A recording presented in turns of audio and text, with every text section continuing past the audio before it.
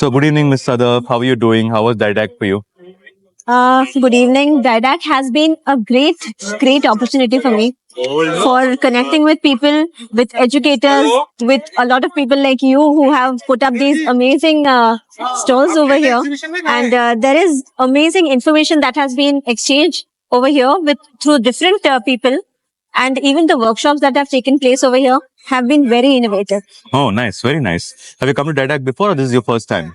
This is my second time. This is your second time. You went to Bangalore before, is it? Bangalore. Yeah. How do you find Bangalore also? Quite good? That was also good. This is also amazing. Oh, wonderful. But this has more of technology. This has more of edtech. Right. So it is the advanced version of the previous one, I should say. That's very nice. I'm sure Mohit ji will be very happy to hear that. He's the organizer of the event.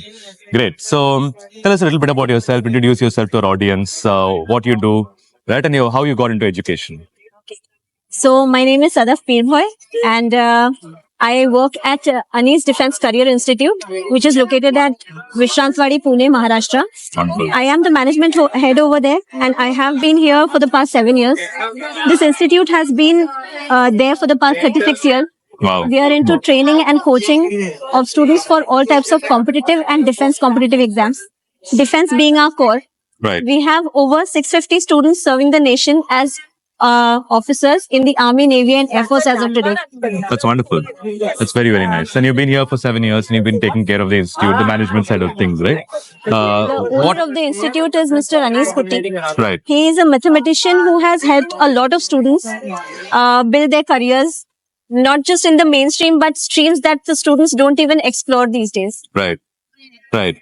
That's very nice. I think especially in today's day and age, where a lot of people are either going towards doctor or engineering and things like that, I'm very glad that there are more people even now wanting to serve in the armed forces and work really hard to get there. I think this really forms the foundation for our country, right? Tell us a little bit about how you got into education. I know you've been in education for more than a decade now. Yeah. So how did you get into education? What is your first experience getting into education? Why you got into education? So, I am a homeopath by profession, but I have been working into management education for the past 14 years. Right. And education is something that motivates me because I believe in lifelong learning. Right. And lifelong learning for me is you always keep upgrading yourself. And not just yourself, everyone around you as well. Right. And when a student benefits from what inputs you have for their careers, it is very fulfilling. Correct. When it comes to seeing them reaching somewhere where they hadn't thought of before.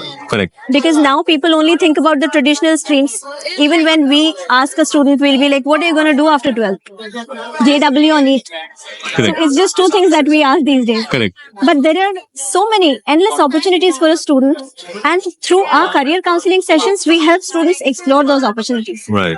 And when we see students reaching IITs without having to apply for JEE as a dual degree, we offer this. We offer it to our students.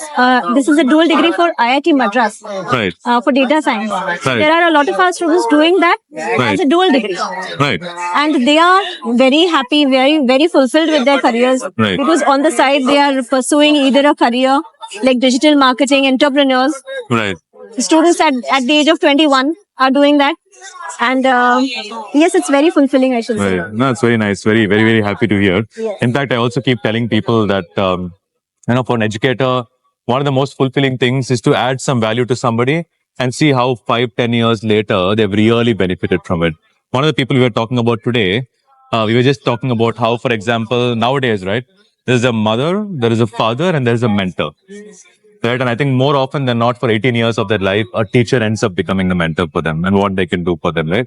One of the reasons why we do this podcast is because we want to actually encourage a lot more people to come into education. In fact, every year when we go out to these events, we're seeing lesser and lesser people come into education. Right? People are just choosing different fields. Right? What they don't realize is, for example, if you look at some corporate world or IT world or something, the amount of competition there is so large that you already spent 18-20 years of life being in a competitive environment. But after doing all of that, after graduating to also fight for your job and try to keep it, I think really pulls a lot out of you. A lot of these people have a lot of strengths, right? They're probably very good mentors. There's some things, and I'm really encouraging a lot of more people to come into education. So you have any message for people who want to come into education? What do you want to recommend to them? What do you think? is the reason why they need to come into education. Okay. So at our institute, we follow this system of, as you said, mentors. So I would like to add to it. We have this concept of STEM. Right. STEM is not the traditional meaning that you think. We say it as student, teacher, environment, and NEEP. Right. NEEP includes math, aptitude, English, and psychology. Oh, nice. So we focus on all these things, and it helps in the overall development of a student.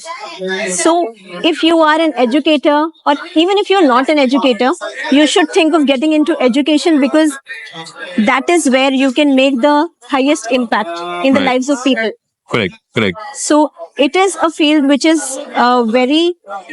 it is giving, I feel, when you are giving something back to the society. Right.